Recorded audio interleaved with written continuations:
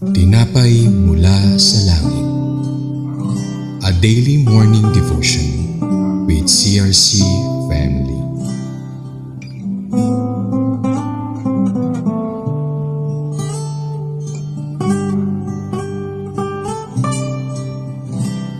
Umaga po sa bawat isa.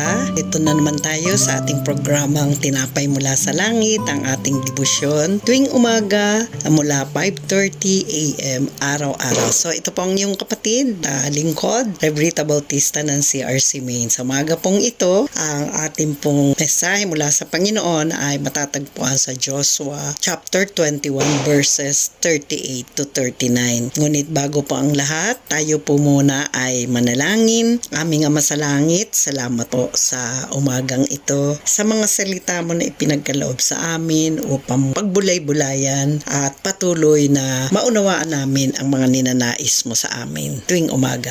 At i-bless mo po ang bawat makikinig ngayong umaga at samahan kami ng iyong Santong Espiritu sa pangalan ni Jesus. Amen at Amen. Praise God. So ang title nga po ay Cities of God. Sa ating pong panimula, ang God po ay nanggaling sa pangalan o isa sa anak ni Jacob na ibig sabihin ay good fortune or blessing. The city of gods refer to territory. Binigay ito sa tribo ng God as promised land na naka-locate ito sa east ng Jordan River. Itong area na ito ay kilala sa pagkakaroon ng masagana or rich pasture land at ideal ito sa pag-aalaga ng mga hayop. Dahil ito nga ay fertile land, ang mga Gadites ay nag-build ng several cities, important cities sa Transjordan. At ang bawat cities ay merong spiritual at historical significance. So meron po tayong 5 lugar na kung saan ay maalala natin na ito ay cities of God,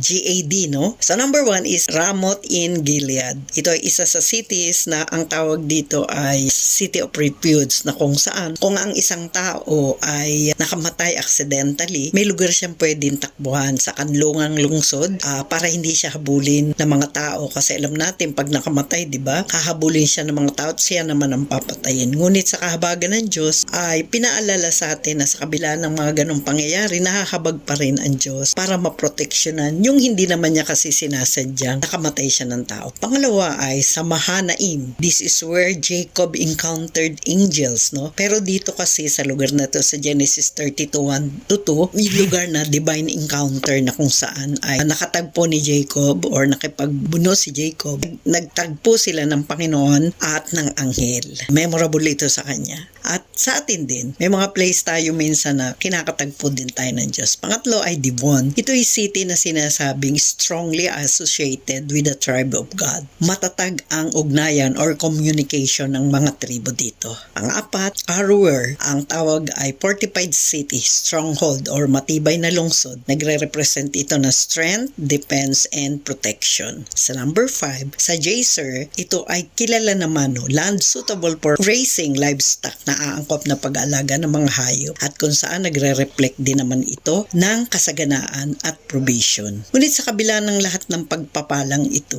ang tribo ni God ay nagkaroon ng serious mistakes or failure. Ang number 1 na pagkakamali nila ay they choose comfort over calling. Malaki ang tribo or mga livestock ng tribo ni God at ni Reuben, kaya nag-request sila na mag-stay sila or doon na lang sila sa Gilead and Jazer, kasi sabi niyo mas suitable daw o mas magaan sa kanila yon. At instead na mag-cross sila doon sa Canaan kasama yung mga ibang tribo, rest of Israel, they choose what was convenient instead of what God has promised. Gusto nila kumbinyente sila kaysa sa pangako ng Panginoon. Pangalawa, dahil sa ginawa nilang yun ay sa request nila, nagalit si Moses. Sabi ni Moses, pinaalala sa kanila yung mga ninuno nyo, nawalan ang pananampalataya. They refused. Hindi sila sumunod, kaya pumasok sa lupang pangako. At sabing ganun ay nag-wander sila, or dahil sa kanilang pagsuway ay 40 years sila sa wilderness. Yung takot, yung selfishness ay nagdadala yan sa delay ng God's His promises. Instead na 40 days lang, naging 40 years tuloy sila. Disobedience and idolatry. At sabi nga,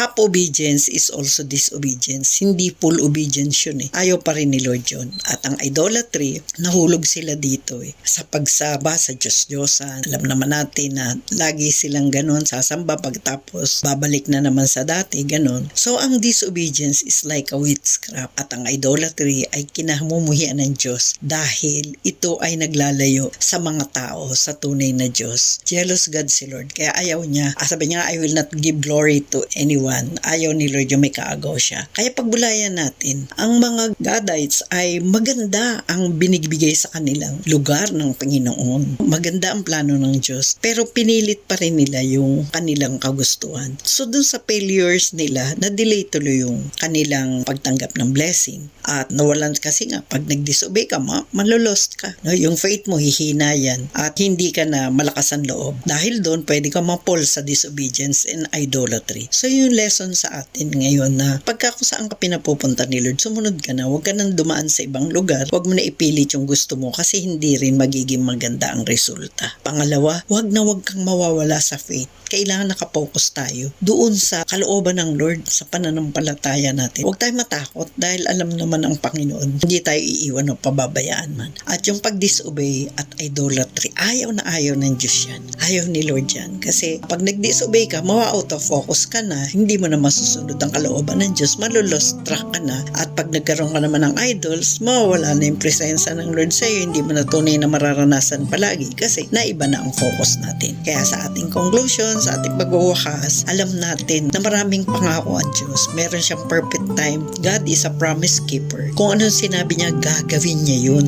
At ang disobedience ay naglalayo sa atin sa God's purpose. At ang idolatry naman ay nagse-separate sa atin sa presence ng Diyos. At nawa, huwag tayong mag-set ng Asera pole, sabi dito yun. Kasi yun yung pinagsambahan nila nun eh. Isa yun sa pinagsambahan nila. Dahil Lord ay galit dito sa ganito. So reminder sa atin, do not choose comfort over calling. Maski mahirap, pero mag-stick tayo dun sa calling ng Lord. Hindi sa malwan lang tayo. Pangalawa, do not choose idols over God. Mas mahalaga ang Diyos kaysa sa idols. At higit sa lahat, stay faithful because God always keep His promises. Stay faithful, magitapat na lang tayo dahil lahat naman ng pangako ng Lord ay Kanyang tinutupad. Kaya salamat sa Lord sa mensaheng binigay sa atin ng Panginoon. Tayo ay manalangin at magpasalamat sa Kanya. Aming Ama sa Langit, salamat sa reminder, salamat sa teaching, salamat sa lesson na aming natutunan ngayong umaga. Dalangin po namin na tuloy mo kami baguhin, tulungan at ituro sa amin ang nararapat gawin. Maging aming bansa, amin pong dinadalangin na